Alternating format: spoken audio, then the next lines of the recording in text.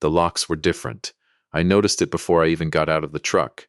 The way the porch light hit the brick in a way it never had before. A stranger's shine on a door I had walked through for 31 years. My name is Walter Coleman. I am 66 years old, a retired structural engineer, 20 years a soldier before that. And on the night I am about to tell you about, I stood on my own front porch, holding a casserole dish someone from the church had pressed into my hands after my wife's funeral, and I could not get into my own house. There was a note taped to the door at eye level, printed on plain paper, folded once. I remember my hands were shaking when I unfolded it, and I remember thinking, stupidly, that Eleanor would have been furious about the tape pulling paint off the door. The note was from my son, Dad. It read, "We didn't want to do this the hard way, but Ashley and I talked it over, and it's better this way. The house is too much for you alone. We found you a nice place at Cedar Grove. First month's already paid. Locks are new for security. We'll bring your things by tomorrow. Please don't make this difficult. We love you, Derek." I stood there in the dark with a casserole dish going cold in my hands, and I read that note 3 times before I understood it wasn't a joke. My wife had been buried 9 hours earlier. Her flowers were still fresh on the grave. And my son had used those 9 hours to change the locks on the house his mother and I built our whole life inside. I want to tell you how we got here, because a man doesn't get locked out of his own home in one evening. It takes years. It takes 1,000 small permissions given away, without noticing. 1,000 times you tell yourself your children love you, and surely wouldn't. Until the night you're standing on a porch with a cooling dish of chicken and rice, staring at a lock that doesn't know you anymore. Eleanor and I met in a laundromat in 1983. I was 3 years out of the army, working construction to pay for night classes in engineering, and she was a nursing student who kept feeding quarters into a dryer that ate them without turning. I fixed the machine because I couldn't stand watching her lose another quarter, and she said the only thing she could think to say, which was, "Do you fix everything you see broken?" I told her I tried. 41 years later, on the morning she died, I was still trying, and there was nothing left to fix. She fought the cancer for 2 years. Pancreatic, they told us early, the kind that doesn't leave much room for hope but leaves plenty of room for suffering in between. I retired from the firm the week after her diagnosis. I didn't ask Derek or his wife Ashley for help, not once, not because I was too proud, though I suppose I was, but because Eleanor asked me not to. She said, "Walter, our son has enough on his plate. Let us carry what's ours." I didn't understand until much later how much she was already carrying that I didn't know about. Derek is 38 now. He runs, or ran, a contracting business he started 9 years ago, with money I never mentioned I'd lent him. Because Eleanor asked me not to mention it, and because some part of me knew that if he thought of it as a loan from his father instead of his own success, it would cost him something I didn't want to take. Ashley is his wife of 6 years. Sharp, capable, the kind of woman who color codes a spreadsheet before she color codes her closet. I liked her in the beginning. I want to be honest about that, because this isn't a story where the daughter-in-law arrives already wearing a villain's coat. She arrived carrying casseroles and asking good questions about my hip replacement. It took years for the coat to grow on her, thread by thread, mostly stitched by fear. The first thread I remember pulling loose, though I didn't recognize it as loose at the time, came about 8 months before Eleanor died. Derek's business had lost a contract, a big one, a mixed-use development downtown that fell through when the developer went bankrupt. Derek didn't tell us the numbers, but I know construction, and I know what a lost contract that size does to a small outfit's cash flow. Ashley started coming to Sunday dinner with her laptop open at the table, which Eleanor found rude but never said so, because Eleanor believed you let your children keep their dignity even when they were losing it in front of you. One Sunday, Ashley asked, almost as an aside, whether we'd ever thought about what happens to the house someday. Eleanor said we'd made arrangements, which was true, though Ashley didn't know what those arrangements were, and neither, at the time, did I fully understand how carefully my wife had made them. Ashley smiled and said she only asked because it's smart to plan ahead, especially with rising interest rates, especially with the market the way it is. I remember thinking it was a strange thing to bring up over pot roast. I didn't think it was a strategy. I think now that it was the first knock on a door, Ashley had already decided, somewhere private in her own mind, that she intended to walk through. The second thread came 6 months before Eleanor died. When Ashley began stopping by on weekday afternoons while I was at chemo appointments with Eleanor, ostensibly to check on the house, water the plants, bring in the mail, I didn't think anything of it. Family helps family. It was Frank Delgado, my oldest friend from my army days, who first said something that stuck with me. Frank had come by to fix a gutter and mentioned, almost in passing, that he'd seen Ashley's car in the driveway 3 afternoons that week, and that she'd been in the garage a long time for someone just checking on plants. I told Frank he was being suspicious of nothing, that Ashley was just being helpful.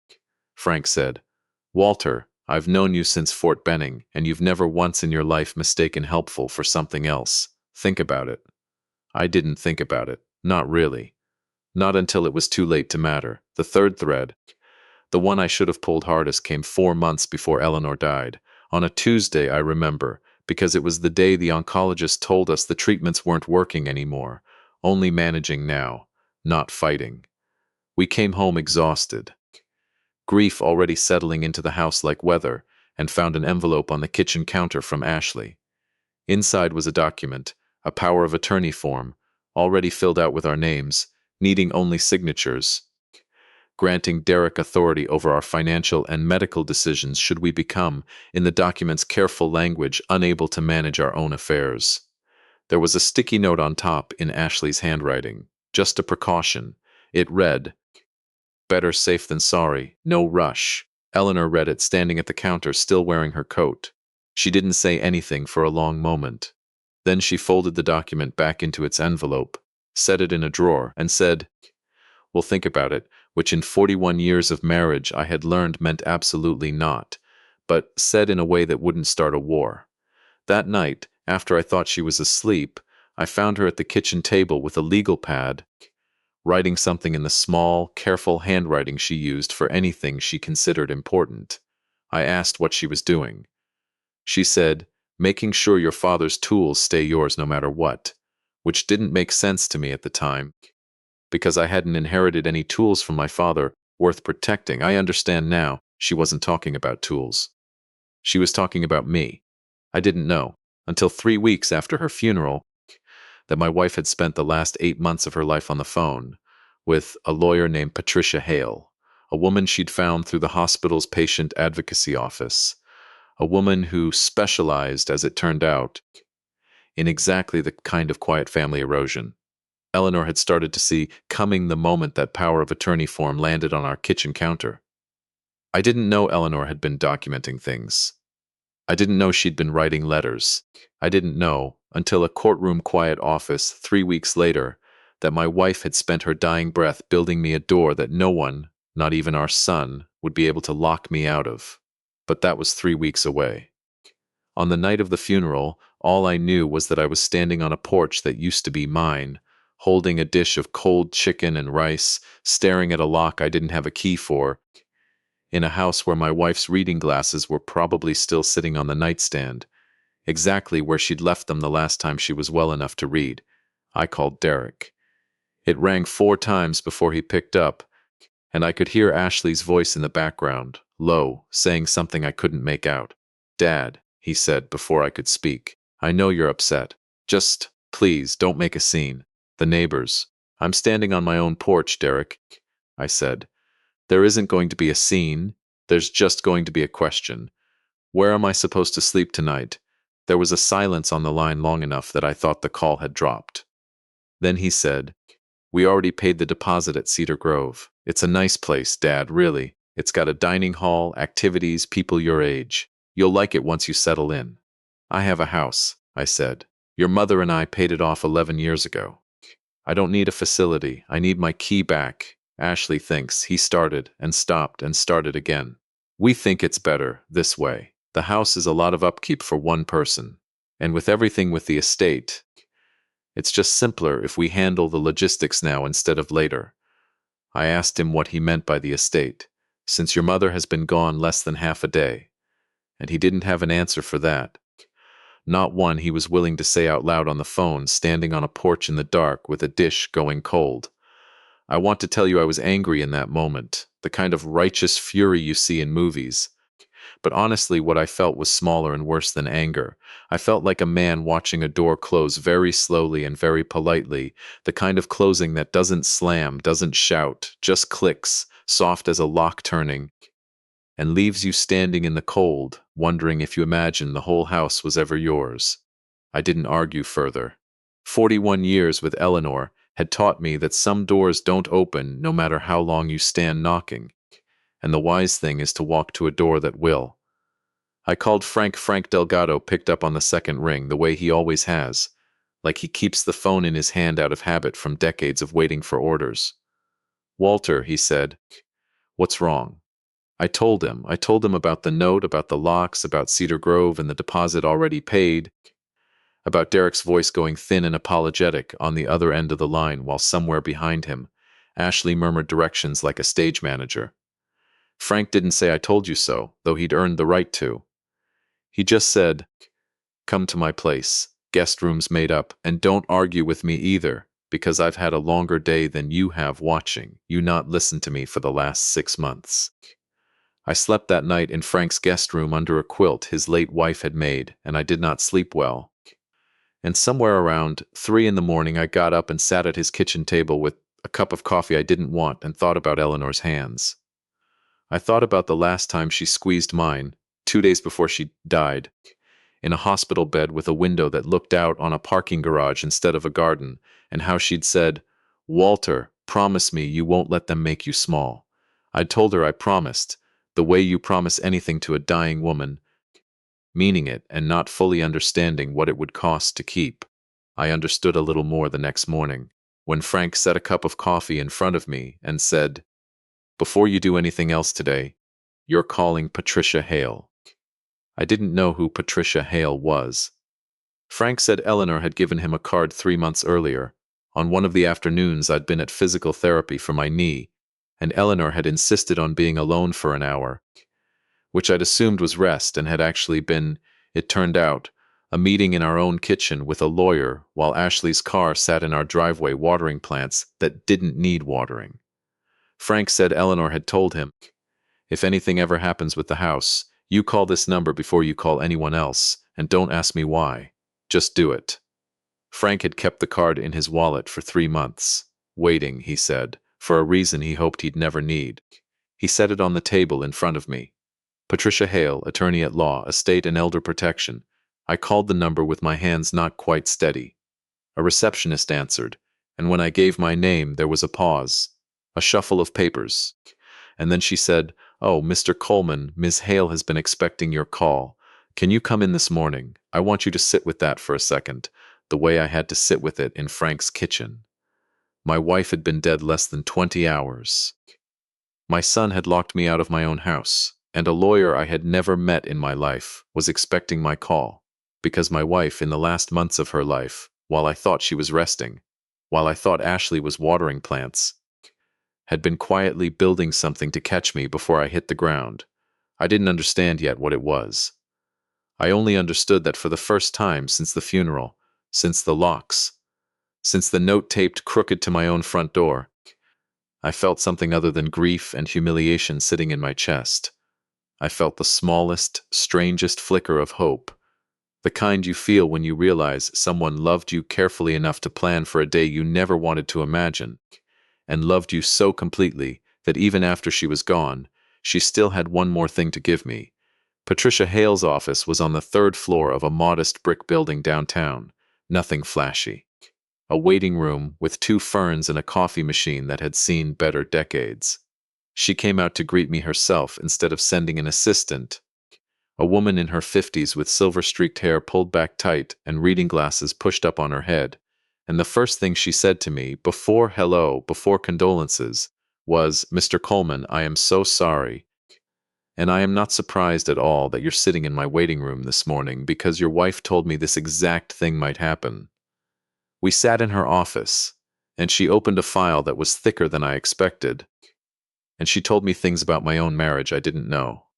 Things Eleanor had never mentioned in 41 years of falling asleep beside me. 8 months earlier, after that power of attorney form landed on our kitchen counter, Eleanor had come to Patricia not for a form, but for a fortress. She had told Patricia everything, the afternoons Ashley spent in our garage under the pretense of watering plants, the careful comments about the market and interest rates, dropped over pot roast, a conversation Eleanor had overheard, unintentionally, standing behind the pantry door one afternoon, when Ashley thought no one else was home. Ashley on the phone with someone, saying, "Once the old man's gone too, we won't need to deal with any of this. We can finally breathe." Patricia looked at me across her desk and said, "Your wife didn't want to fight, Mr. Coleman. She wanted a door that would already be built by the time anyone tried to force one shut. 8 years ago, long before any of this, you and Eleanor set up something together. Do you remember?" I did remember, vaguely.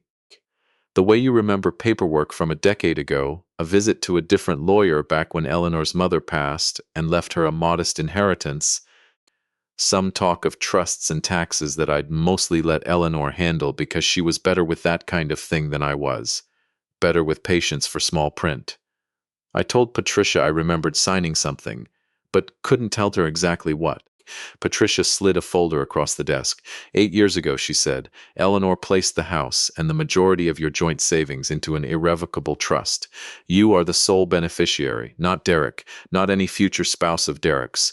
You, Walter Coleman, specifically by name with a clause Eleanor insisted on adding herself, one that names any attempt by a third party to gain power of attorney or property control through pressure, deception, or what the law calls undue influence, as immediate grounds for the trust to trigger full legal protection, including the right to reclaim any property removed from your possession under those circumstances. I sat there in that office with 2 ferns and old coffee and did not fully understand what she was telling me until she said it plainer. "Walter," she said, "your house was never in danger of being taken from you, not really, not legally, no matter what locks anyone changed last night. Eleanor made sure of that 8 years ago, quietly, patiently, the way I understand she did most things. What we need to do now is make it official, in front of your son, in front of his wife, so there's no more confusion about who this house belongs to." I asked her when.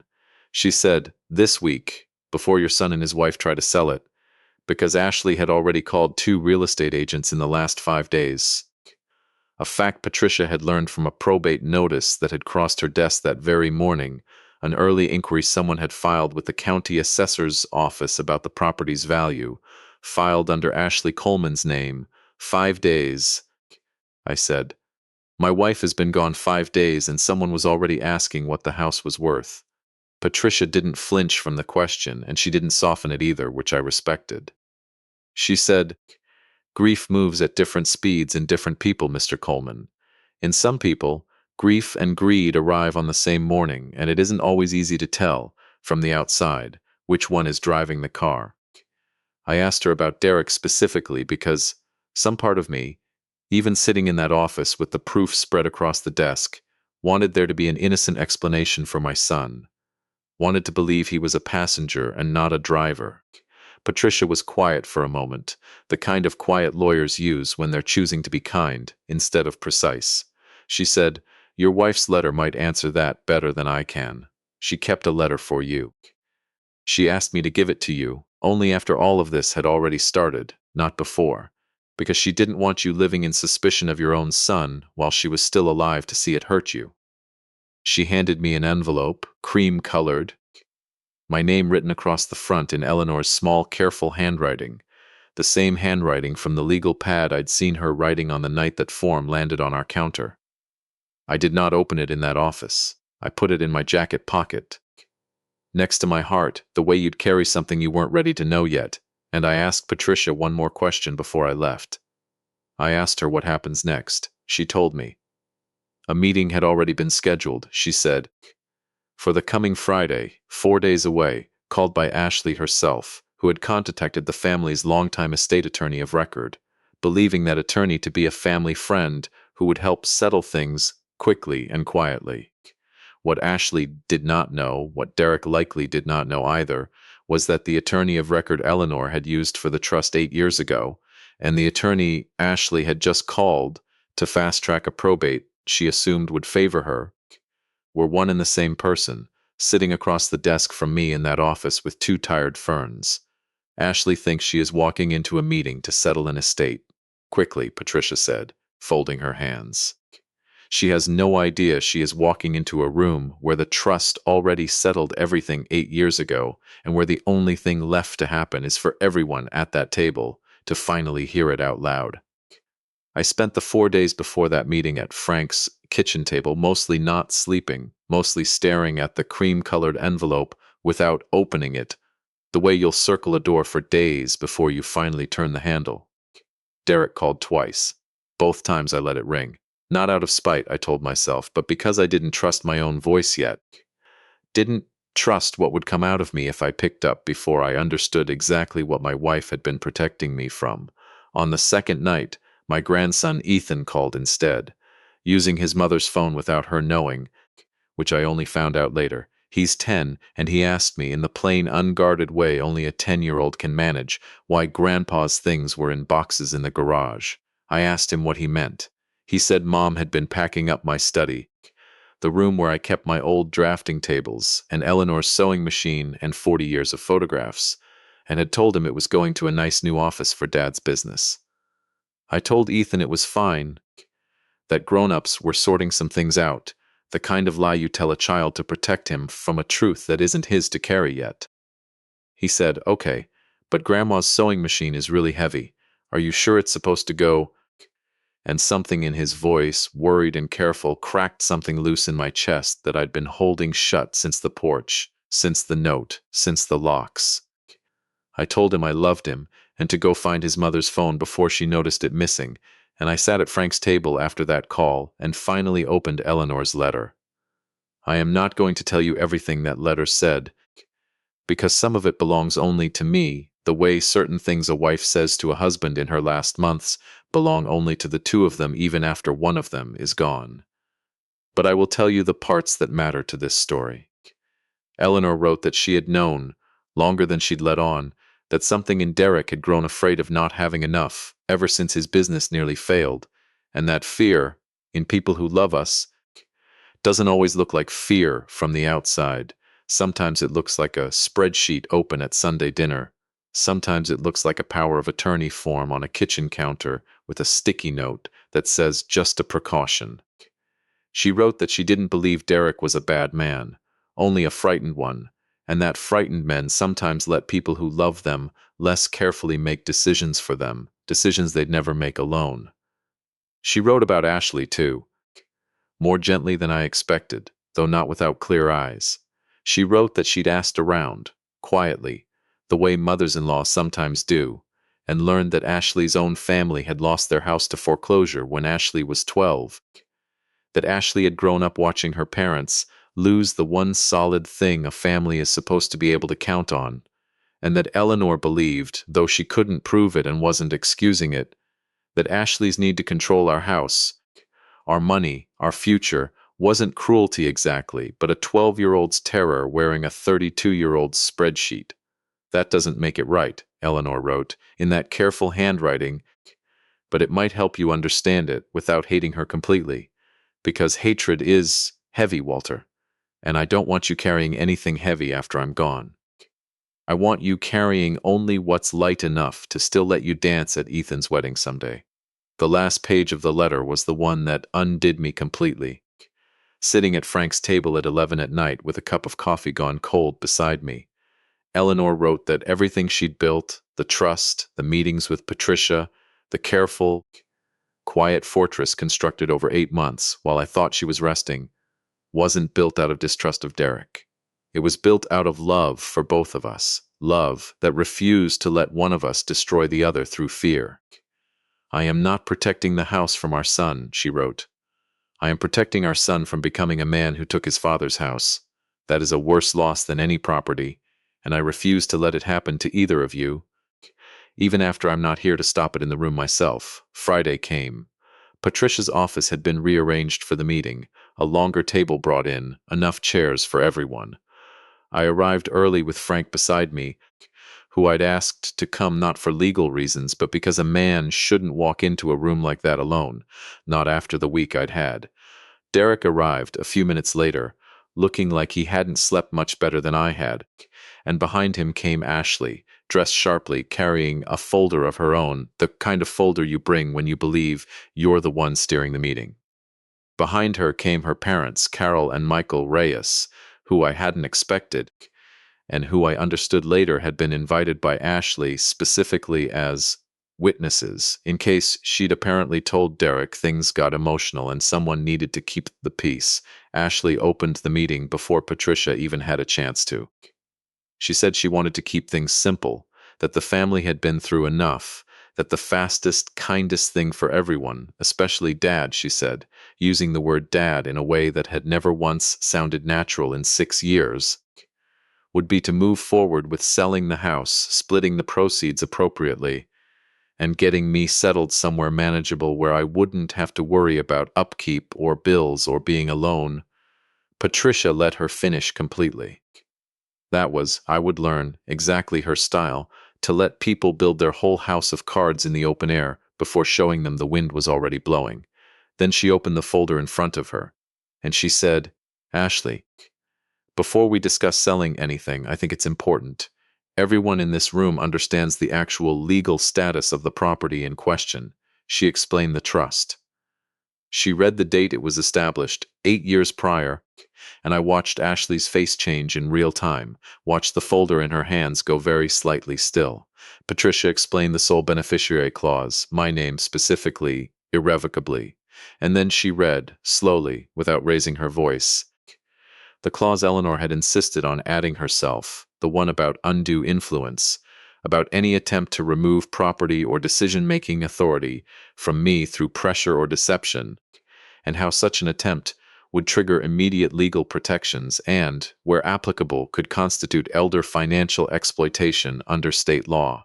A phrase that landed in that room like a dropped plate. Ashley said, "That's not... This is a misunderstanding. We would never."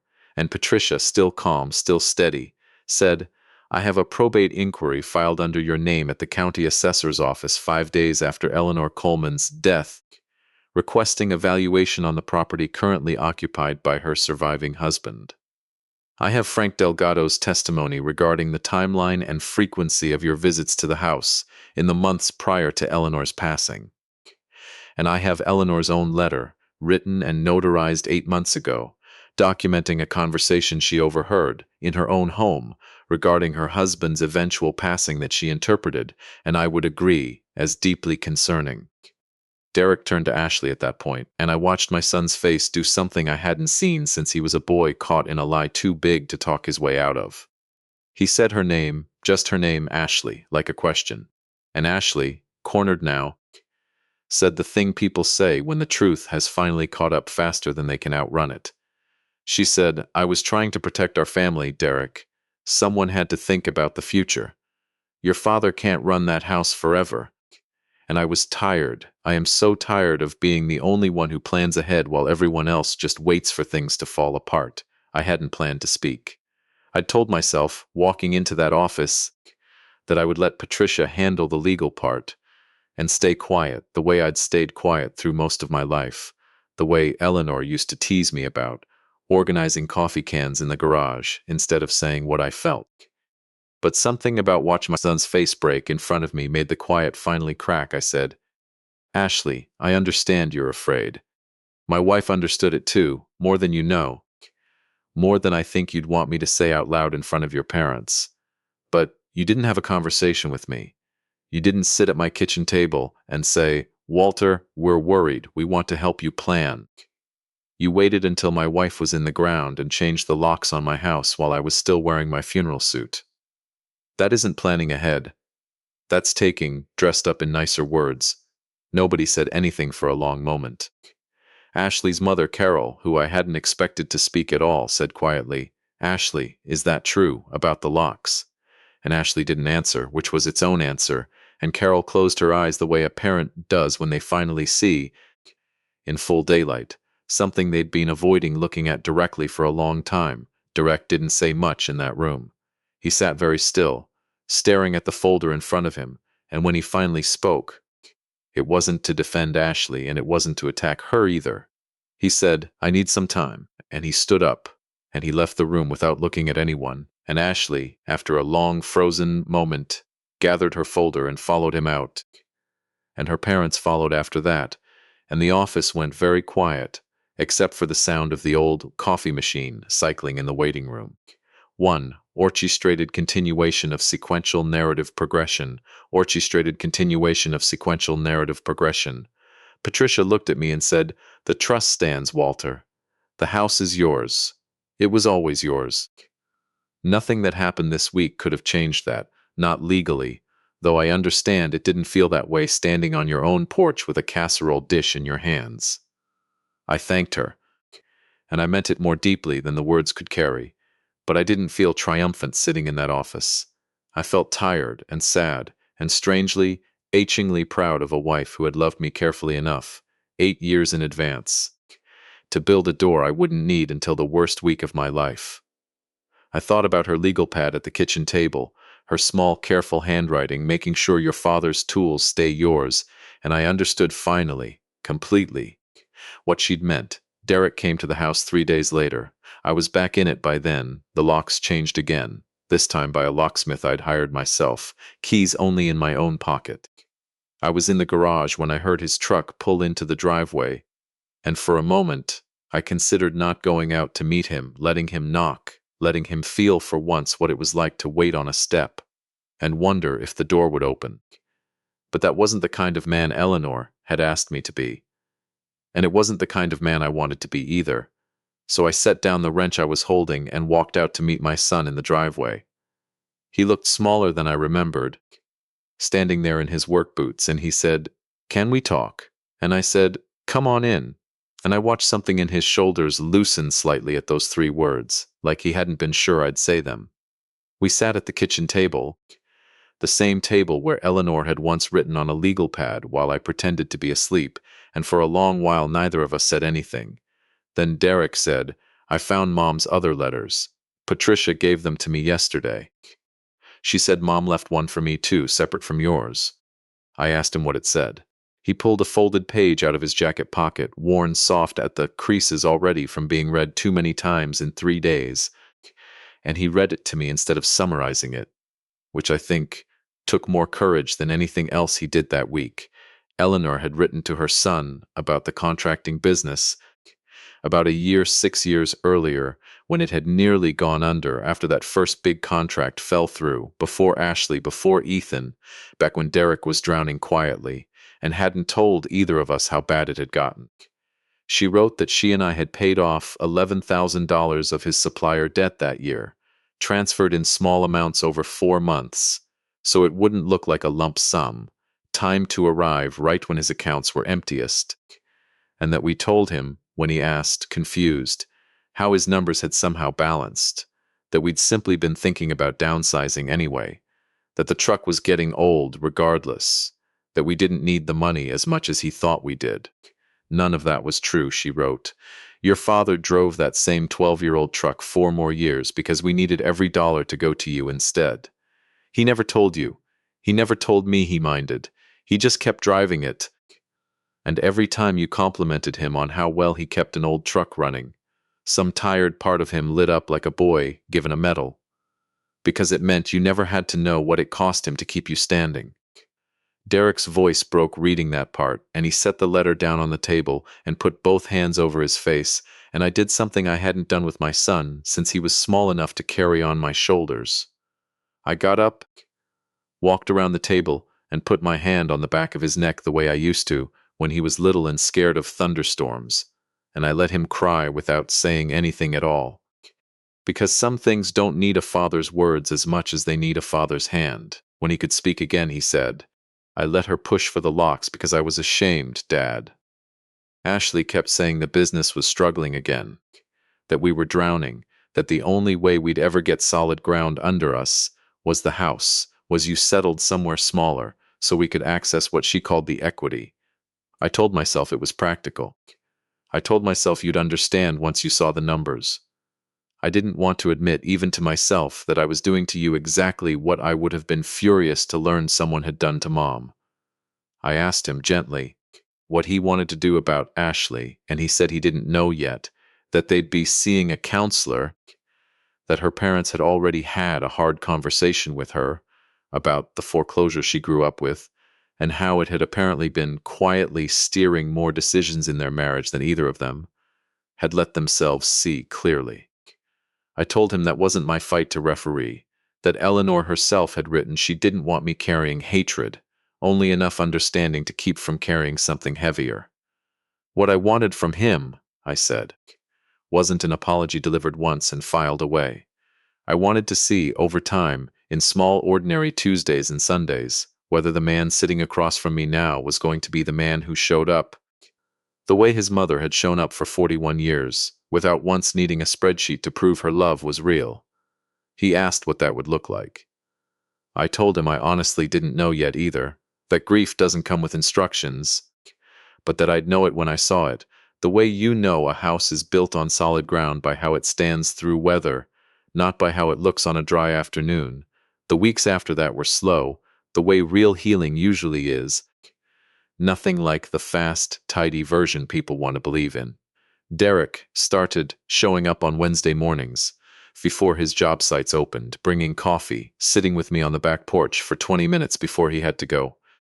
Not always talking, sometimes just sitting, which I came to understand was its own kind of language between us. He never once brought up the house again, except to ask if the gutters needed clearing before winter, and the first time he asked, that instead of asking about equity or square footage, something in my chest that had been clenched since the porch and the casserole dish finally, quietly let go. Ethan started coming with him some Wednesdays, and one Saturday in October, he wandered into the garage the way children do, drawn by curiosity to the shelves of tools I'd spent 40 years collecting. He asked if I'd teach him to use them, the way his father had asked, decades before, in that same garage. We spent the whole afternoon building a birdhouse together, his measurements crooked, his first 3 cuts wasted, his patience thinning, and then, slowly, deepening the way patience does when a grandfather doesn't rush a child through frustration. By sundown, the birdhouse leaned slightly to one side, and Ethan frowned at it and said it wasn't very good. I told him what I'd told his father once, a long time ago, that nothing built by hand is ever perfect, that the only thing that matters is whether the foundation holds. He looked at the little crooked house for a long moment and said, "But if the foundation's good, it'll still stand." "Right, Grandpa, even if it's a little crooked." I told him that was exactly right, and I had a feeling, watching him carry that birdhouse home under his arm, that he'd remember that afternoon a great deal longer than he'd remember how crooked the roofline had turned out. Ashley did not come to Sunday dinners for a long while, and when she finally did, months later, it was quiet and careful, and neither of us pretended the last year hadn't happened. She apologized to me directly, once, at the kitchen table, without an audience, without her parents present to soften the room. She said she didn't expect me to forgive her quickly, and I told her I didn't expect myself to either, but that Eleanor had asked me not to carry hatred, and I intended to keep that promise even when it was hard, especially when it was hard, because that was the whole point of a promise. I won't tell you everything healed perfectly between us. It didn't. Some doors, once cracked, never sit quite flush in their frames again. But she stopped color-coding her fear into spreadsheets at my table, and some Sundays that was enough. In November, the local senior center asked me to speak at an event on elder financial protection, after word had somehow traveled, the way it does in smaller communities, about what Patricia Hale's office had uncovered. I nearly declined. Public speaking had never been something I sought out, and I had no interest in becoming a cautionary tale recited at community centers. But I thought about Eleanor's letter, about her writing that if your experience can help someone else, it stops being only your story, and I found I couldn't say no to that thought once it had settled in. The room was full of people my age and older, and a fair number of adult children too, which surprised me, and when it came time for questions, a woman near the back raised her hand and asked how I'd known, really known, that something was wrong before it became impossible to ignore. I told her the truth. I said I hadn't known, not clearly, not in time to stop the locks from changing. What I'd had instead was a wife who noticed before I did, who paid attention to small things, an afternoon car in a driveway too often, a sticky note that said just a precaution, and who loved me carefully enough to act on what she noticed instead of dismissing it as nothing. I told the room that the lesson wasn't really about locks or trusts or lawyers, important as those things turned out to be. The lesson was that love pays attention long before it needs to defend itself. And if the people around you never seem to notice the small things, that itself is worth noticing. On what would have been Eleanor's 65th birthday, the whole family gathered in the backyard, the same yard where her roses were still blooming, tended now by Derek on Wednesday mornings before work, a habit he'd taken up without my asking. Ethan chased a dog we'd adopted from the shelter that sprang between the rose bushes. Ashley brought a store-bought cake because she'd finally admitted, laughing despite herself, that she'd never once successfully baked anything Eleanor would have approved of, and everybody laughed with her, and it felt, for the first time in a long while, like laughter that didn't have a spreadsheet hiding underneath it. We left an empty chair at the table, the way we had at every gathering since the funeral, not because we believed Eleanor was sitting in it, but because some absences deserve a seat anyway, a place at the table that says, "You built this, even if you can't be here to see it standing." Derek stood at one point with a glass of lemonade and said he wanted to say something, and the yard went quiet the way yards do when a grown man is about to say something he's been working up the courage to say for months. He said, "For a long time I thought being a good son, a good husband, a good father, meant making sure nobody in this family ever had to worry about money again. I let that goal get so big it swallowed the actual people I was supposed to be protecting." He looked at me. "Dad, I can't undo the weak. I locked you out of your own house. I'm not going to stand here and pretend one speech fixes that. But I can promise you'll never again wonder, for even one night, whether there's a door in this family that's open to you."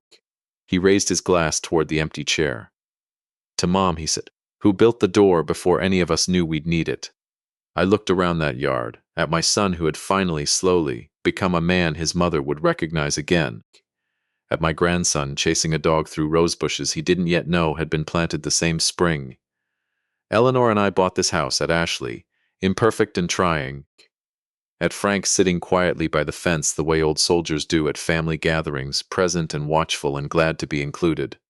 I thought about the porch, the casserole dish, the note taped crooked to a door that used to know my hand on the knob without needing to think about it. Families are rarely destroyed in a single terrible evening. They are worn down slowly, by fear dressed up as planning, by silence mistaken for peace, by children who love their parents and still somehow convince themselves that taking is a form of protecting. And sometimes, if you are fortunate enough to have my daughter texted me a recipe for peach pie, underneath it, 6 numbers. That was the only warning I needed to drive through the rain toward a house where a man was about to learn exactly who he married into. My name is Thomas Reyes. I am 67 years old. For 31 years I served in naval special warfare, most of that time in places I still don't talk about at dinner tables. I retired to a quiet fishing town on the Georgia coast, the kind of place where the mail carrier knows your dog's name before she knows yours. Folks around here see an old man in a faded ball cap buying bait at the marina, fixing his neighbor's dock railing for free, sitting alone at the diner counter on Tuesday mornings with black coffee and the newspaper. That's the whole story they know. That's the whole story I wanted them to know. My wife Marianne died of ovarian cancer 9 years ago. After that, my daughter Claire was the only thing left standing in my life that mattered more than silence. When she brought home a man named Marcus Whitfield 3 years later, smiling in a way I hadn't seen since before her mother got sick, I told myself I owed it to her happiness to give him a fair chance. I told myself a lot of things back then. Most of them were wrong. Marcus sold luxury boats out of a glass-fronted dealership 40 minutes up the coast, the kind of place with a fountain in the lobby and a wall of framed magazine features nobody actually reads. He was 38. built like a man who paid someone else to build him that way, with a laugh that filled a room before you'd even heard the joke. Everybody loved Marcus at first. Everybody except my dog, Sarge, who growled low in his throat the very first time Marcus walked through my front door. And I've learned over the years that dogs and old sailors read a room the same way, by what a man does when he thinks nobody's watching. The first year, I saw nothing but a young couple building a life. Claire had always been soft-hearted, gentle the way her mother was gentle, and I told myself Marcus's confidence balanced that out. Opposites, people say. I believed it because I wanted to. The cracks started small, the way they always do. Christmas at my house, second year of the marriage. Claire had spent the whole afternoon making her mother's cornbread dressing from a recipe card stained with 20 years of use. It came out a little dry, nothing tragic, just dry, and Marcus took one bite in front of my sister and her husband and said, loud enough for the whole table, "Well, good thing you're pretty, babe, because Julia Child, you are not." The table laughed, the nervous laugh people give when they don't know what else to do. Claire laughed too, but I watched her shoulders climb up toward her ears, like she was bracing for something, and I've spent enough years reading Men Under Fire to know that a body doesn't flinch like that from one bad joke. A body flinches like that from practice. I started watching closer after that. The way you watch a tree line when something feels wrong, even though you can't say what yet. Easter, he mocked the dress she'd bought for the occasion, said it made her look like she was trying too hard for a woman her age. At her cousin's wedding, he corrected every story she told at the table. "That's not how it happened, babe. You always get the details backwards," until she stopped telling stories at all. By the third year, Claire had gone quiet in rooms where she used to be the one who kept conversation moving. That silence should have told me everything. I let myself believe it was just marriage settling. There was a night in early spring, a cookout I threw in my backyard for no particular reason except that Sarge needed the exercise and I needed the company. A few of my old Navy buddies came, a couple of neighbors, Claire and Marcus. Marcus had been drinking bourbon since before he arrived, and I could smell it under his cologne when he clapped me on the shoulder near the grill. "You know what gets me about you, Tom," he said, loud enough for the yard to hear, "is how quiet you are about the whole military thing. Every other old vet I meet won't shut up about it." "You barely say a word. Nothing much to say," I told him, flipping a burger. "Come on. 31 years and nothing to say? What'd you even do, push paper?" A couple of the neighbors chuckled. My old teammate Otis Grant, a retired county deputy who'd known me since before Marianne and I married, went very still beside the cooler. He didn't say anything. He didn't have to. Otis knew exactly what 31 years had actually held, because he was one of maybe 4 people alive who did, that Marcus kept going, feeding off the silence like men like him always do. I think half of you old-timers exaggerate the whole thing anyway. Make yourselves sound tougher than you were. He grinned at Claire like he expected her to laugh along. She didn't laugh. She looked at her plate. And when she came inside a few minutes later to help me carry out the corn, I caught sight of something on her wrist before she tugged her sleeve down over it. A bruise, pale green fading to yellow at the edges. The kind that's a week old, not a day. "Claire," I said quietly. "It's nothing, Dad." She wouldn't look at me. "Claire, please," she whispered, and that single word did something to my chest that 31 years of gunfire never managed. Please. Not annoyed.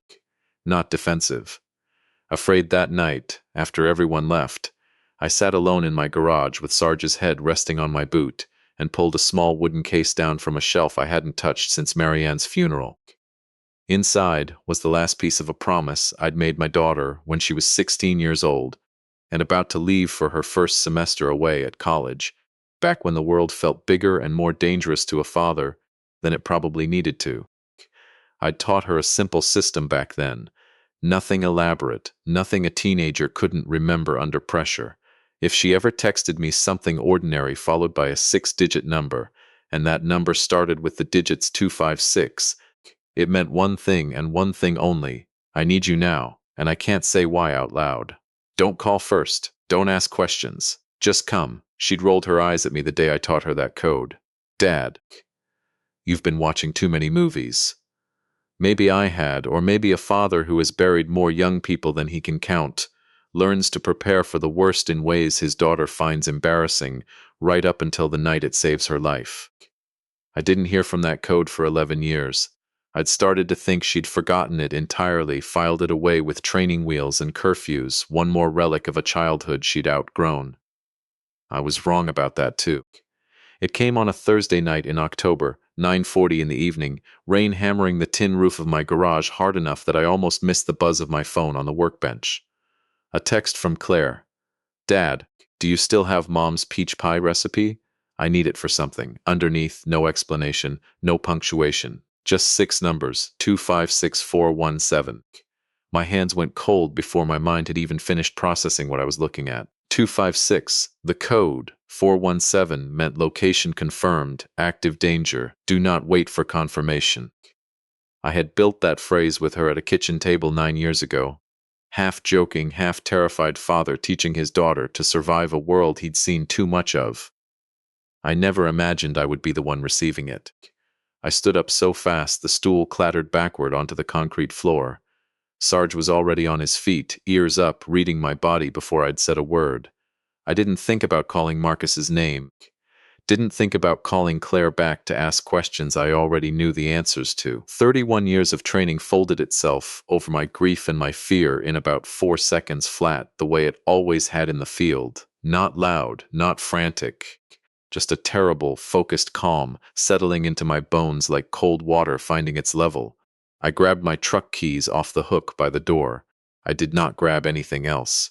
Whatever was happening at my daughter's house, I told myself, walking fast through the rain toward my old Ford, I was going to handle it the way I'd handled every crisis in 3 decades of service, with control, not rage. Rage gets people killed. Control gets them home. I called 911 from the truck, speaker on, engine already turning over. The dispatcher's voice was young, steady. 911, what's your emergency? Possible domestic assault in progress, I said, pulling out of the driveway into sheeting rain. My daughter's residence, 214 Marsh Hollow Road. I'm her father. I'm en route now. Sir, I need you to wait for officers to arrive. Do you understand? Do not enter the residence. I understand, I said, which was true. I understood the instruction perfectly. I simply had no intention of following it, and something in my voice must have told her that, because there was a pause on the line before she asked, carefully, Sir, are you armed? There's a firearm locked in my vehicle. I have no intention of using it unless my daughter's life depends on it. That part was the truth, every word of it. People who've never worn a uniform imagine old veterans are eager for a fight. Most of us spend the rest of our lives trying to avoid becoming the men we had to be overseas. Officers are 6 minutes out, the dispatcher said. Understood. I said again, and hung up before she could argue further, because I already knew 6 minutes might be 5 minutes too many. The drive to Marsh Hollow Road takes 11 minutes in good weather. I made it in 7, hydroplaning twice through standing water on the low bridge over Coulter Creek, my headlights cutting twin tunnels through rain that fell sideways in the wind. My knees ached the way they always do in weather like this.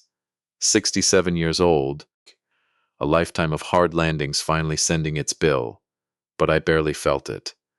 There's a version of a man that wakes up when someone he loves is in danger, and that version doesn't feel much of anything except the next necessary movement. Claire and Marcus's house sat at the end of a cul-de-sac lined with half-grown live oaks, the kind of quiet suburban street where nothing bad is supposed to happen and everything bad eventually does. Every downstairs light in the house was blazing.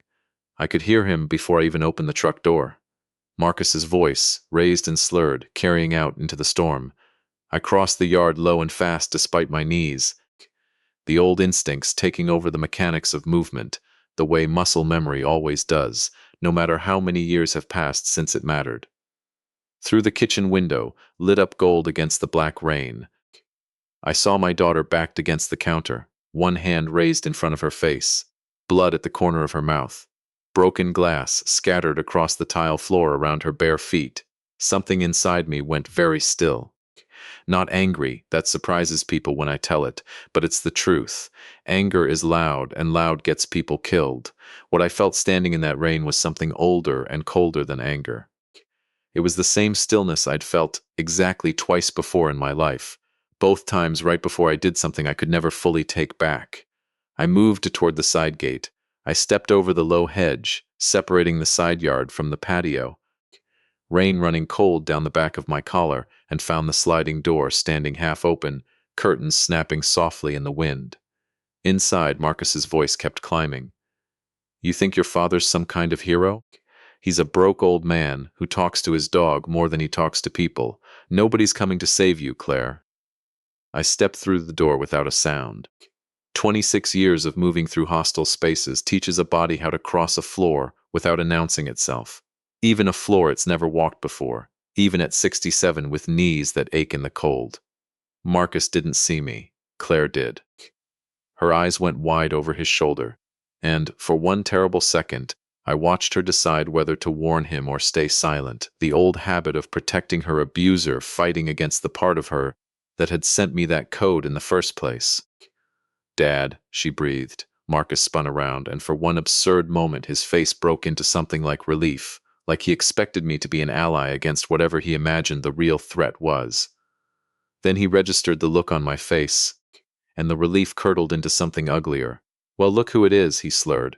Captain America, come to save the day. Step away from her, I said. My voice came out quieter than I expected, calm, almost gentle. That's unsettled him more than shouting would have. Or what, old man? Step away from my daughter, Marcus. This is the only time I'm going to ask. He laughed, but it had a crack in it now, the first thread of fear working its way through the bravado. You know what your problem is? Everybody in this family treats you like you're some kind of legend, and you're nothing. You're a lonely old man in a garage full of junk nobody wants. I didn't answer him. Men like Marcus feed on reaction the way a fire feeds on wind, and I had spent 3 decades learning to starve exactly that kind of fire. He took 2 steps toward me instead, chin jutting forward, right shoulder dropping the way a man's shoulder drops right before he throws a punch he's never actually thrown in his life. I redirected his arm before the punch finished forming, turned with his own momentum, and put him face down on the kitchen tile among the broken glass, before he understood what had happened to him. I pinned his wrist behind his back, controlled pressure, nothing that would break anything, just enough to keep him exactly where he was. What the hell, how did you? Stop resisting, I said, and adjusted the pressure slightly when he tried to buck upward. He gasped and went still. Pain compliance is a precise thing when you've done it as many times as I have. It isn't about hurting a man. It's about making resistance not worth the cost. You're hurting me, he shouted. You're not hurt, I said. You're restrained. There's a difference, and you're about to have a lot of time to think about it. Claire had sunk down against the cabinets, one hand pressed to her split lip, crying the way a person cries when 11 years of silence finally break open all at once. I kept my eyes on Marcus and my knee steady against his shoulder blade, and 30 seconds later red and blue lights swept across the kitchen windows. 2 deputies came through the front door with weapons drawn, and I raised one hand slowly, keeping the other locked on Marcus's wrist. Victim secure, suspect restrained. I'm the one who called it in. The older deputy, a heavy-set man in his 50s with a graying mustache, looked at the way I had Marcus pinned, looked at my breathing, which hadn't changed, looked at the calm in my face that had nothing to do with what should have been an adrenaline-soaked moment. Something passed behind his eyes, the particular recognition one professional gives another. Sir, he said, were you ever in the service? Retired Navy, I said.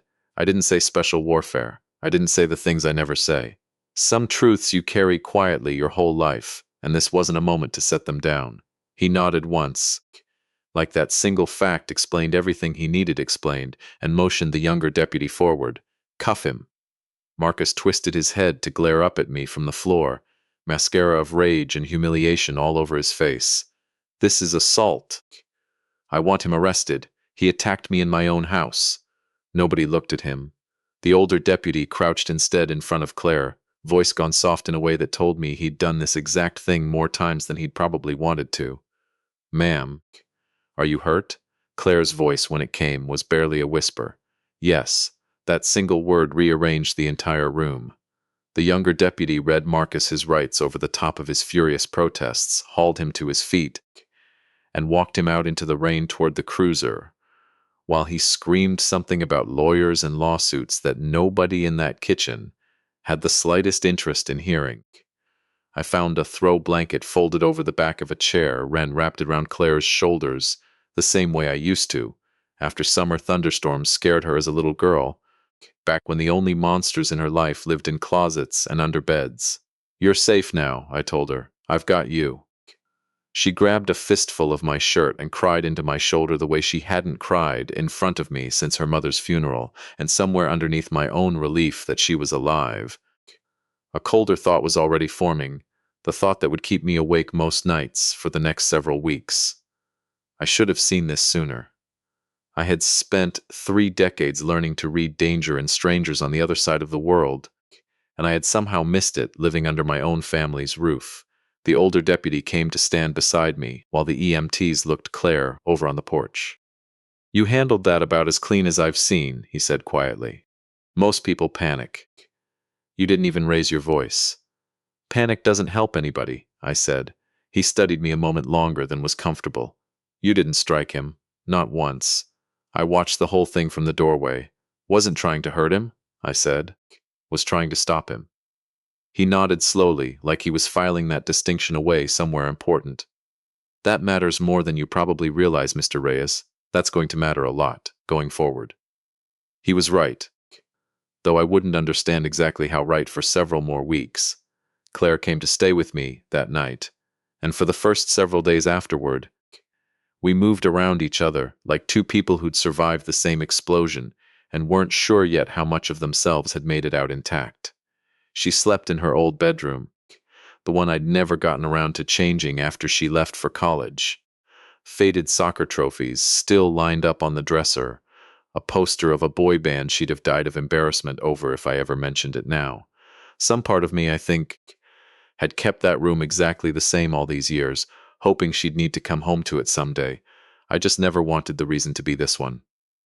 The first morning, I woke before dawn out of old habit and found her already at the kitchen table when I came down, wrapped in one of my old navy sweatshirts, staring into a cup of coffee she wasn't drinking. Her lip looked worse in daylight than it had the night before, swollen, a thin dark line of stitches at the corner where the ER doctor had closed the split. Seeing it in full morning light did something to my chest I don't have good words for even now. "I'm sorry, Dad," she said without looking up. "For what, exactly?" "For all of it. For not telling you sooner. For making you drive out there in that storm." Her voice cracked on the last part. I sat down across from her slowly, the way you approach something wounded and skittish, careful not to move too fast. "Claire, you don't owe me an apology. Not one word of one." Her eyes filled immediately, and she looked away toward the window. "I should have left him a year ago." "Maybe," I said honestly, because pretending otherwise wouldn't have helped either of us. "But fear keeps people in rooms they should have walked out of a long time ago." "That's not weakness, sweetheart. That's just what fear does to a person, no matter how smart or strong they are underneath it." She was quiet a long moment, turning the coffee cup slowly between her hands, then, so softly I almost missed it. "I didn't want you to think I'd failed." I don't know how to explain what that sentence did to a man who had survived firefights and funerals, and 31 years of things I still don't say out loud. It went in clean, straight through whatever armor I thought I still had left, because the truth underneath it was one I had to own too. Some of that fear she carried I had planted myself, years before Marcus ever walked through my door. A father who went quiet after his wife died, instead of staying present for the daughter who still needed him, who taught himself that stoic silence was strength instead of teaching her that asking for help was too. "I owe you an apology of my own," I said finally. "After your mother died, I disappeared into myself instead of staying present for you.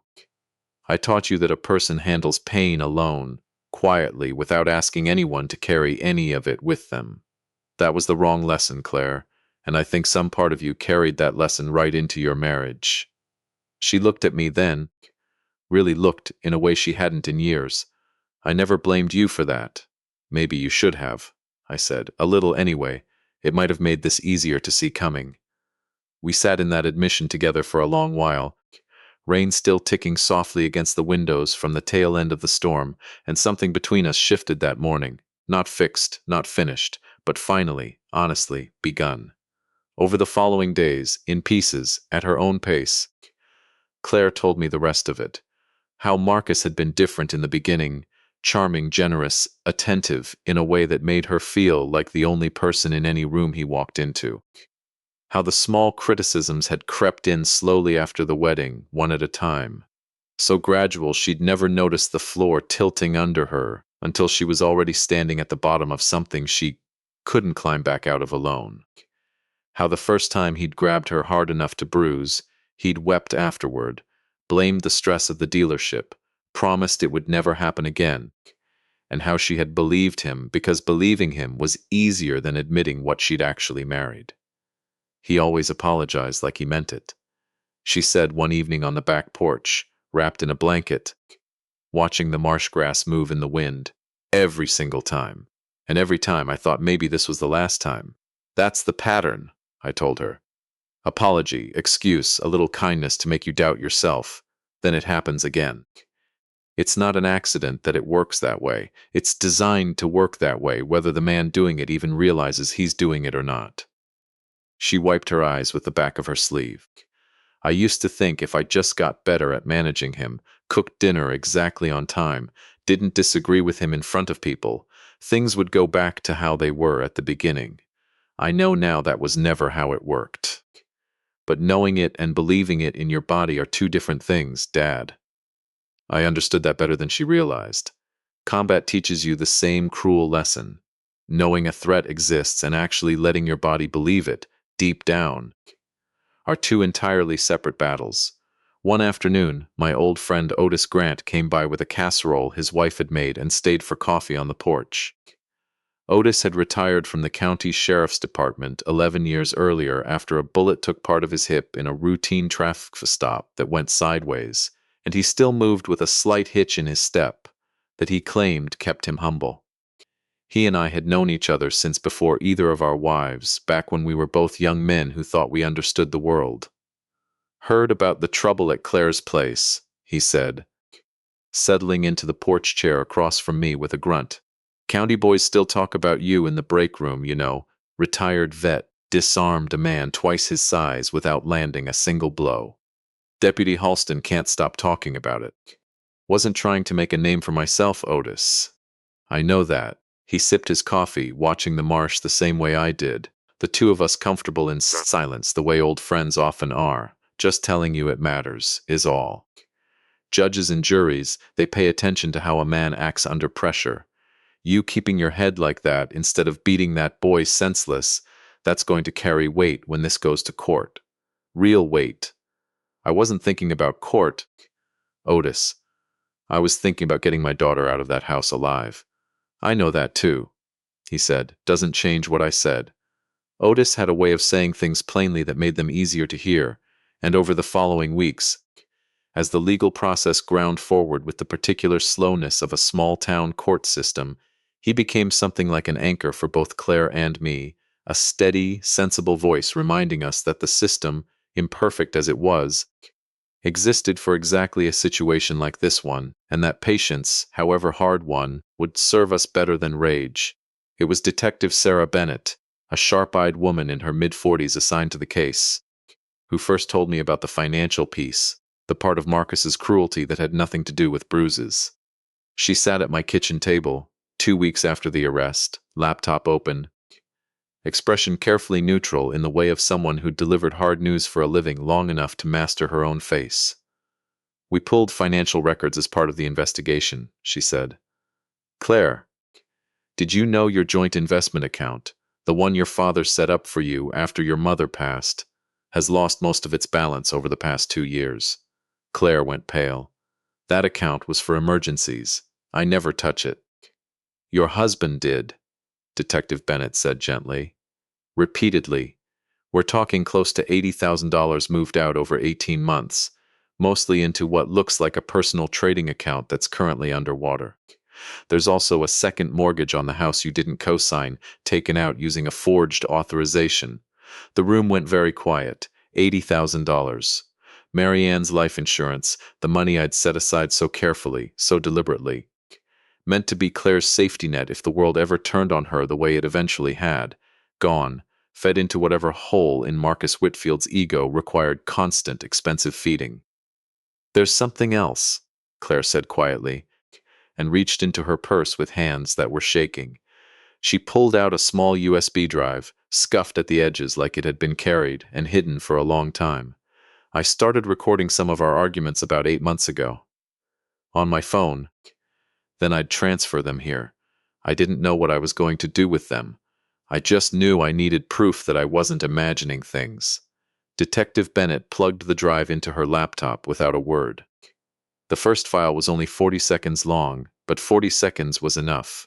Marcus's voice raised and slurred, glass breaking somewhere in the background, Claire's voice small and frightened underneath it. And then, near the end, one sentence that turned my blood to ice water. If your father ever gets involved, I swear to God I will make sure that old man regrets it. Detective Bennett closed the laptop slowly. Well, she said, in the careful tone of someone delivering good news wrapped inside terrible news. That's going to help your case considerably, Claire. Claire looked down at her hands, ashamed all over again. I felt like a criminal recording him, like I was doing something wrong. You weren't doing anything wrong, the detective said, firm now. Surviving a situation like that however you can isn't wrong. Don't let anyone, including yourself, ever tell you it was. That night, after Detective Bennett left, I found myself sitting alone in my garage for a long time, the same wooden bench where I'd once kept a small case for a code I'd hoped my daughter would never have to use. I thought about the $80,000 Marianne's death had left behind, meant to protect Claire, quietly bled dry by a man none of us had seen clearly until it was almost too late. I thought about the words on that recording. I will make sure that old man regrets it, and understood, with a clarity that settled cold and certain in my chest, exactly what kind of man Marcus Whitfield actually was underneath the expensive haircut and the showroom charm. He wasn't simply cruel by accident. He was afraid, in his own twisted way, afraid of being seen as small, the way I would later learn he'd been raised by a father who'd lost everything twice over and taken his own failures out on a boy who grew up promising himself he would never again be the poorest kid in any room. That fear had curdled into something that needed control the way other men need air, needed Claire smaller so he could feel larger, needed her savings drained so he could feel like the success he'd always performed being. It didn't excuse a single bruise on my daughter's body, but it explained the shape of the thing, and understanding the shape of a threat is something 31 years in uniform had taught me never to skip, no matter how much easier it would have been to simply call him a monster and leave it there. The preliminary hearing was scheduled for the first week of November, and it was there, in a courtroom Claire could barely walk into without her hands shaking, that the second and far more public reckoning was waiting for all of us. Gray clouds hung low over the coastal courthouse that morning, the kind of damp Georgia chill that finds its way into old joints and stays there. Claire sat beside me in the hallway outside the courtroom, gripping a paper coffee cup with both hands, like it was the only warm, solid thing in the world.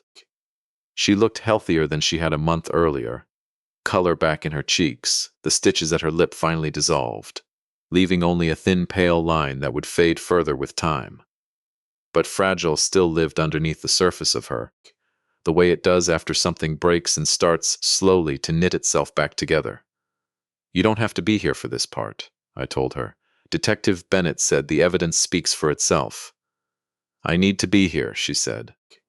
I need him to see my face when I tell the truth. I understood that better than most fathers would. There's a kind of healing that only happens when a person stops hiding from the thing that hurt them and looks it dead in the eye instead.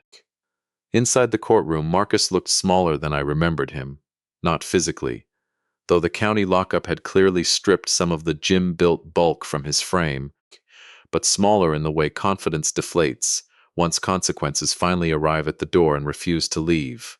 His expensive suits were gone, replaced by an ill-fitting jacket his lawyer had probably rented for the occasion.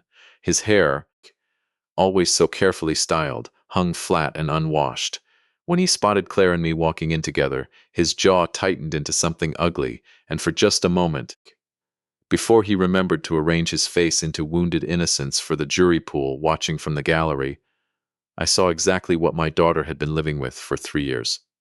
His attorney, a slick younger man with a Charleston accent and a watch that cost more than my truck, stood and painted a familiar picture. A stressed provider, a hard-working husband pushed past his limits by a marriage under financial strain, a man who deserved compassion, not condemnation.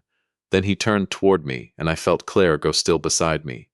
And Mr. Reyes, the attorney continued, voice dripping with theatrical concern, a man who took the law into his own hands. A man who assaulted my client in his own home. I sat perfectly still, hands folded on the table in front of me, and let the accusation hang there in the courtroom air. Evidence doesn't care about performance, and I had learned a long time ago that a calm face unsettles a room far more effectively than an angry one. The prosecutor, a compact woman named Denise Alvarez, with tired eyes and an efficient manner, didn't bother arguing with the theater. She simply began presenting what the evidence actually showed. Photographs of Claire's injuries, time-stamped and clinical. Medical records from 3 separate emergency room visits over 18 months, each one logged under increasingly implausible explanations. A fall down the stairs, a kitchen accident, a slip on wet tile, financial statements detailing the slow, methodical draining of the account meant to protect Claire's future. And then, finally, body camera footage from Deputy Halston's uniform playing across a screen mounted at the front of the courtroom for the whole gallery to see. There I was, on that grainy footage, exactly as it had happened. Calm, controlled, restraining Marcus without a single strike landed, my voice even and quiet through the entire exchange. No shouting, no rage, just the methodical containment of a threat, captured in real time for anyone in that room who still wanted to believe I'd been the aggressor. Beside it played the second half of the footage, Marcus, drunk and furious, screaming threats while Claire cried against the counter with blood on her chin. I watched the defense attorney's confidence visibly drain out of him as the footage played. But Marcus wasn't finished humiliating himself yet. When his attorney called him to the stand against what I later learned was Detective Bennett's private prediction that he would, Marcus took the oath and proceeded to blame everyone in that courtroom except the one person responsible. The alcohol, the stress of the dealership, Claire's supposed emotional volatility, and then, looking directly at me across the room with a sneer that told me exactly how little he'd learned in 6 weeks of lockup, he said the thing that finally broke something loose in my daughter. He turned her against me, poisoned her mind against her own husband. That old man's been jealous of what we had since the day I walked into his life. I felt Claire straighten beside me before the prosecutor had even finished her next question. She stood on her own without being called, voice shaking at first, and then growing steadier with every word, the way a fire catches once it finds enough air. "No," she said, loud enough to carry to the back row. "My father didn't turn me against you, Marcus. He saved my life." The courtroom went utterly silent. "For 3 years," Claire continued, "I told myself I was the problem, that if I just managed you better, cooked dinner on time, didn't disagree with you in front of people, things would go back to how they were in the beginning. I stopped calling my own friends because you didn't like them. I stopped visiting my father because every time I came home with a bruise I couldn't explain, I was terrified he'd see it. I lost $80,000 of money my mother left behind for me and I didn't even notice because you convinced me I wasn't smart enough to manage my own finances." Her voice cracked, but she didn't sit down. "I stopped recognizing myself somewhere in that marriage, Marcus. I don't even know who that woman was anymore. The one who apologized to you for bleeding on your kitchen floor." Several jurors in the gallery had tears on their faces by the time she finished. An older woman in the second row pressed a tissue to her mouth. Even the judge, a stern woman who had clearly presided over more of these cases than any person should have to, allowed herself a long, heavy pause before calling for order. During the recess that followed, Detective Bennett found me near the hallway vending machines, 2 coffees in hand, and passed one to me without asking if I wanted it. Special warfare, she said. It wasn't a question. I raised an eyebrow. How'd you know that? The restraint in that footage. Most people, even trained officers, tense up when they're controlling a resisting subject. You didn't tense once. That's not police training. That's something else entirely. She sipped her coffee. My husband served 2 tours with a SEAL platoon out of Norfolk. I've seen that particular kind of stillness exactly one other time in my life. I didn't confirm or deny it. Some things a man carries quietly his whole life, and a courthouse hallway wasn't the place to set that particular one down. For what it's worth, she added, the way you handled yourself that night probably did more for this case than anything in the financial records. If you'd lost your temper and beaten him the way most fathers would have wanted to, the defense would have spent the whole trial making this about you, instead of about what he did to her. I wasn't thinking about the trial. I told her honestly. I was thinking about getting my daughter out of that kitchen. I know, she said. That's exactly why it worked. The judge handed down her ruling on the sentencing 6 weeks later, in early December, on a morning cold enough that frost had settled on the marsh grass outside the courthouse for the first time that season. Claire almost didn't come. She told me the night before that she wasn't sure she had the strength to sit in the same room with him one more time, to hear his voice, to watch him perform remorse or defiance or whatever mask he'd chosen to wear that day. I told her the choice was hers entirely, and I meant it. But that morning, she was dressed and waiting at my kitchen table before I'd even finished my coffee, jaw set in a way that reminded me, with a sudden ache, of her mother. I need to see it through, she said, all the way through. That morning before we left, I climbed up into my attic for the first time in longer than I wanted to admit and pulled down an old garment bag that still smelled faintly of cedar and thyme. Inside hung my dress uniform, pressed and preserved the way Marianne had always kept it, back when she loved seeing me in it more than I ever loved wearing it myself. I hadn't put it on since her funeral 12 years earlier, when I'd worn only the jacket, because she'd once told me it reminded her that underneath all my quiet, there was still a man who'd once carried himself with something like pride. I pinned the ribbons back onto the chest one by one, my hands steadier than I expected them to be, though my chest was doing something complicated the entire time. A silver star I'd never once talked about at any dinner table in my life. A Purple Heart from a mission I still don't discuss, even with Otis. Medals don't bring back the men who didn't make it home, and I'd never much cared for the ceremony of wearing them. But some mornings call for armor of a different kind than the kind you wear into a firefight. And that particular December morning, I understood I needed my daughter to see all the parts of me I had spent a decade keeping folded away in an attic, out of sight, out of use. When I came downstairs in full dress uniform, Claire stood very still in the kitchen doorway, staring at me like she was seeing a stranger who happened to share her father's face. You never wear that, she said quietly. I know. You look different. Maybe you're just finally seeing all of it, I told her. And she reached out and straightened my collar the way her mother used to. A small gesture that undid something tender in my chest. Inside the courtroom, the moment Marcus caught sight of me in that uniform, something shifted visibly behind his eyes. Not the arrogance I'd grown used to seeing, but something closer to genuine fear.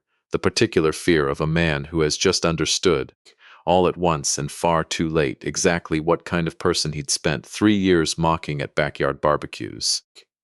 One orchestrated narrative conclusion with thematic payoffs and philosophical closure. Orchestrated narrative conclusion with thematic payoffs and philosophical closure. The judge reviewed the full record in silence for what felt like a very long time. The photographs, the financial statements, the recordings, the body camera footage, Claire's testimony, my own brief statement to Detective Bennett weeks earlier. When she finally looked up, she asked whether either party wished to address the court before sentencing was handed down. Marcus's attorney rose first, offering another round of the same performance. Stress, alcohol, a man who deserved a second chance to make things right. Then the judge turned to me. Mr. Reyes, you've been named repeatedly in this proceeding. Would you like to speak? I stood slowly. 67 years old, dress uniform, pressing tight across shoulders that had carried more than their fair share over the decades, every joint in my body reminding me I was no longer the young man who'd first put that uniform on. But my voice came out steady. I spent 31 years around violence, I began. Real violence, war, loss, things I don't discuss at dinner tables because civilians shouldn't have to carry what soldiers carry. And in all that time, I learned exactly one thing worth repeating in a room like this one. I glanced, briefly, toward Marcus, who wouldn't meet my eyes. Strength has nothing to do with making the people who love you afraid of you. Nothing at all. A few people in the gallery lowered their heads. Claire's hand found mine and gripped it. Real strength, I continued, is protecting the people who can't protect themselves in the moment they need it most. It's staying calm when rage would be easier and would feel, for about 30 seconds, a lot more satisfying. It's choosing accountability over destruction, even when destruction is sitting right there, tempting you. I paused. I don't hate Marcus Whitfield. I hate what he did to my daughter, and I hate the 3 years of her life he stole, while convincing her it was somehow her own fault. But hatred is a debt that keeps compounding interest on the person carrying it, and I've buried enough good men to know I'm not interested in paying that particular bill for the rest of whatever years I've got left. I looked directly at the judge. I'm asking this court for accountability, not destruction. There's a difference, and I think it matters.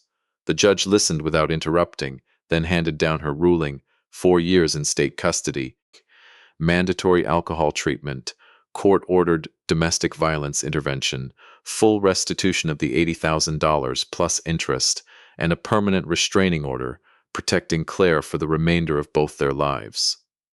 As deputies moved to lead him out, Marcus stopped near the exit and turned back, and for the first time since I'd known him, the tears on his face looked nothing like performance.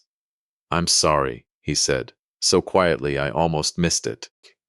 Claire didn't answer him.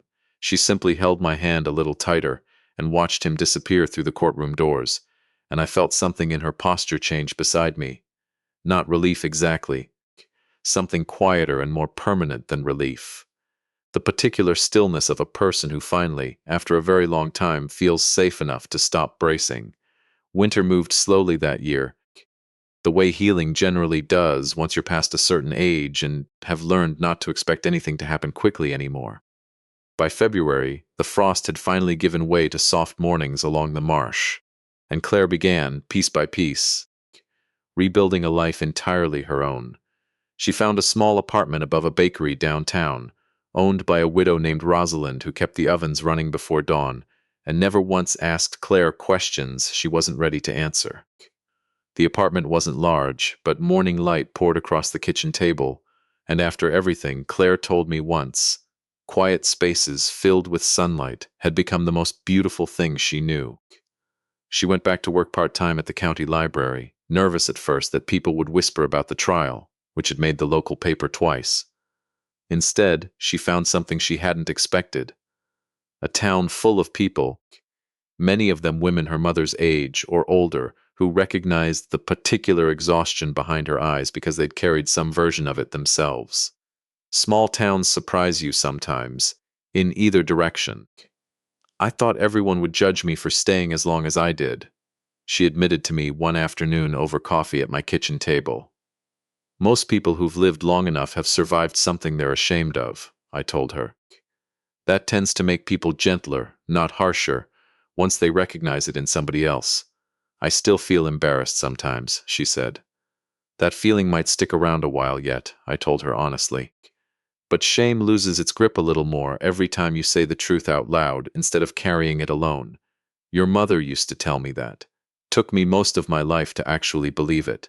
As for me, the case had cracked something open that I hadn't realized had been sealed shut for almost a decade. I'd spent the years since Marianne's death mistaking isolation for peace, filling my days with small solitary repairs, a leaking gutter here, a neighbor's dock railing there, anything that let me avoid sitting still long enough to feel the size of the silence in my own house. Otis finally talked me into joining the Wednesday breakfast crowd at the VFW hall that spring. something I'd resisted for years out of some stubborn notion that my particular memories didn't belong at a table with other men's memories. Turns out old veterans don't spend their mornings reliving old battles the way movies suggest. Mostly we talk about grandchildren, blood pressure medication, boat engines that won't turn over, and whichever one of us lost the most at cards the week before. Curtis Dabney, a retired Marine gunnery sergeant, with a laugh you could hear across the parking lot, told me one morning that I seemed lighter than he remembered.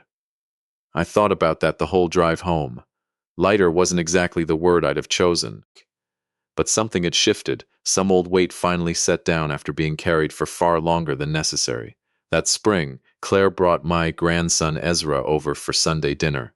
9 years old, missing one front tooth, endlessly curious about everything that moved. Marcus had rarely allowed him to visit alone during the marriage.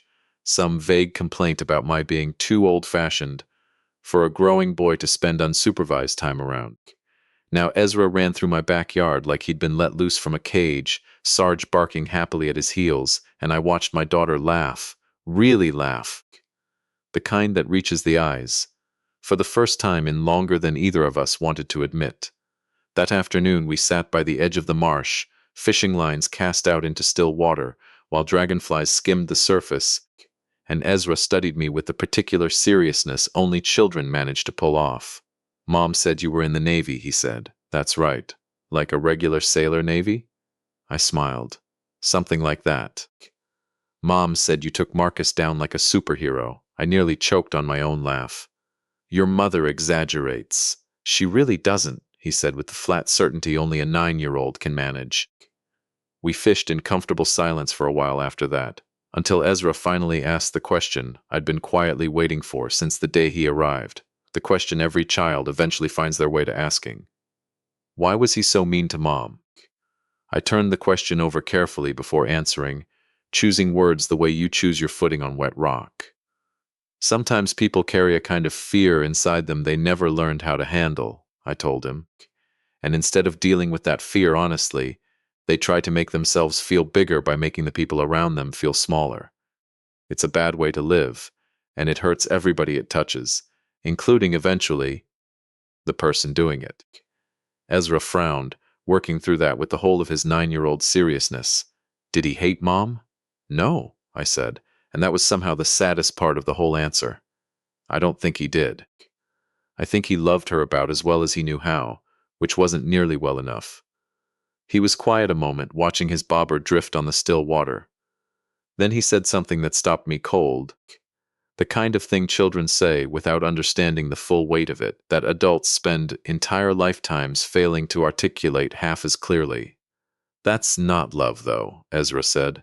Real love doesn't need somebody to be scared of you. I didn't trust my voice to answer him right away. I just reached over and handed him the net for the small bream he'd hooked, and let the boy's plain, unadorned wisdom settle into the quiet part of me that still needed to hear it. There was one more piece to close, one loose thread from a promise made a long time ago.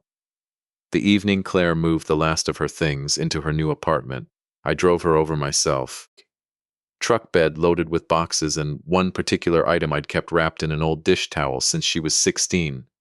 A small brass compass that had belonged to my own father, the one I'd given her the same summer I taught her the distress code, back when she'd rolled her eyes at both gifts in the exact same breath. If you're ever lost, I told her again now, the same words I'd used all those years ago, pressing the compass into her palm. This points home. Doesn't matter how far off course you've drifted, it always finds true north eventually. She turned it over in her hands, running her thumb across the worn brass casing, and I watched something settle in her face. Not the fear I'd grown so used to seeing there over the past 3 years, but something steadier, something closer to the daughter I remembered from before the world had tried so hard to convince her she was smaller than she actually was. I kept the code memorized this whole time, she said quietly. Even after I stopped believing anybody was really listening, I was always listening, I told her. Every single day. That's not going to change, Claire, no matter how old either of us gets. She hugged me tight in the doorway of her new apartment, sunlight from the bakery windows spilling gold across the floor between us, and for the first time in longer than either of us could properly measure, the fear that had lived so long behind her eyes was finally completely gone. I drove home that evening along the marsh road in the last of the daylight, windows down, the smell of salt marsh and low tide drifting through the cab the way it had every evening of my whole life in this town.